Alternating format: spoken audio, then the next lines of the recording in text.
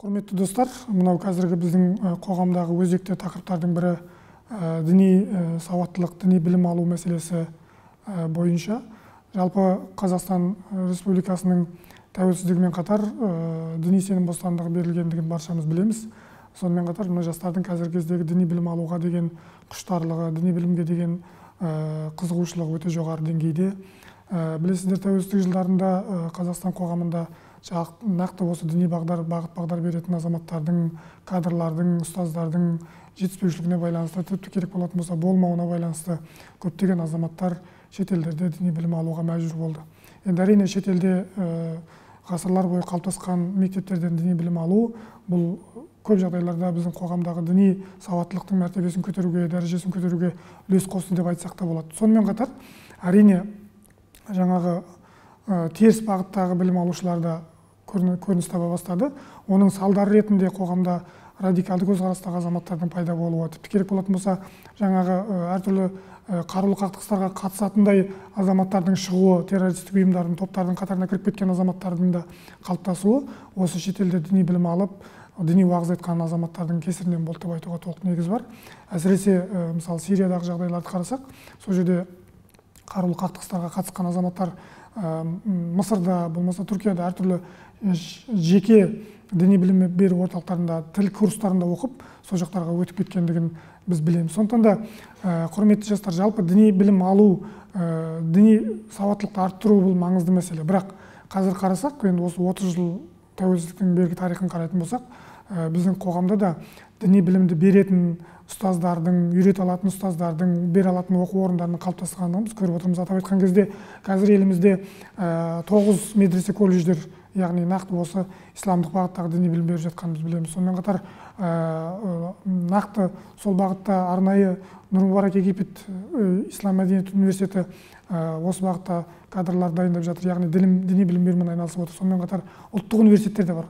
Әл-Фараби атындағы Қазақ ұлттық университеті, Гумилев атындағы Еуразия ұлттық университеті сияқты, болмаса жаңағы халықаралық Қазақ-Түрік университеті Яссауи атындағы. Бұл университеттердің барлығында мықты кадрлар, мықты профессор, оқытушы құрамы осы дін тану, ислам тану, теология бағытында кадрларды дайындап жатыр. Олай болатын болса, алыстан арбалағанша жақыннан дорбала демекші, жақыннан діни білім алу, ол бірінші екі пайдасы бар. Біріншіден сіздің қаражатыңызға, қалтаңызға салмақ салмайды. Екіншіден теріс ағымдардың қатарына кіріп кетудің алдын алады.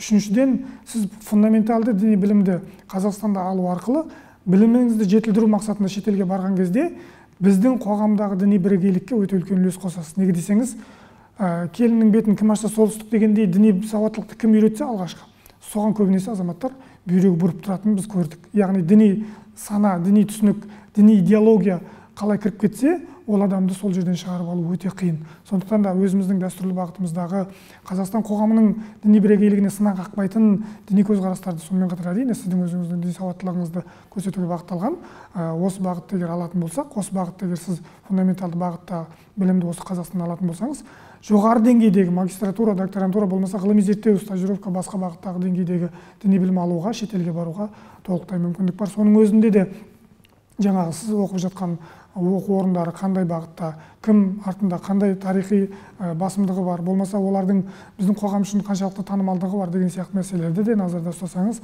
құба-құп болады деп мен ойлаймын. Өйткені шын мәнісінде сауаттылық, діни сауаттылық, қоғамдағы көптеген келеңсіздіктер, көптеген түсінбеушіліктер, жамағаттарға бөліну, бұлардың барлығы осы діни сауаттылықтың төмендігінен болып жатыр. Көбінесе қызығатынымыз, олардағы мүмкін потенциал, олардағы техникалық, материалдық техникалық база, мүмкін ол жердегі жаңағы профессорлық оқытушылық құрамы, ал сол дүние, сол деңгейдегі дүние біздің қоғамда да қазір, біздің елімізде де бар деп айтуға толық негіз бар. Және бұл сіздің және біздің отбасымыздың, қоғамымыздың, еліміздің, ұлтымыздың біртұтастығына өте үлкен жақсы үлес қосады деп мен ойлаймын. Сондықтан да ешкімге білім алу жағынан кедергі жоқ. Заң бойынша әркімнің қандай білім аламын дейді, қалай білім аламын дейді, қайда білім аламын дейді, шектеу жоқ. Дегенмен де оны сіз өзіңіздің қоғамыңыздың, өзіңіздің ұлтыңыздың, өзіңіздің діни санаңыздың мүддесіне пайдалансаңыз құба-құп болар деп ойлаймыз. Сондықтан ауырып еміз дегенше ауырмаудың жолын іздеу керек. Яғни теріс ағымға түсіп кеткен азаматтармен күрескенше теріс ағымға түсудің алдын алу керек деп мен ойлаймын.